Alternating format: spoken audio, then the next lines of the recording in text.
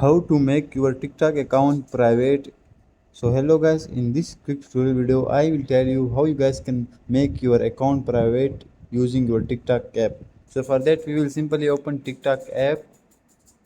After that we will simply click on profile. Now here we will simply click on top right corner three lines. Now here it will say TikTok Studio, balance your QR code, setting and privacy. So we will simply click on setting and privacy. Now here it will say account privacy security and permission. So we will simply click on privacy. Here it will say discoverability, also private account, and we will see button type with private account. So we will simply click on that button.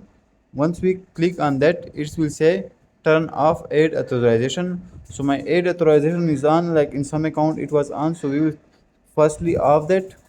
Otherwise in some account it turn automatically private, but if your account has age authorization on, you simply click on turn off and continue. Once you click on continue, your account will be switched to private from public. That's how you can do that. Thanks for watching.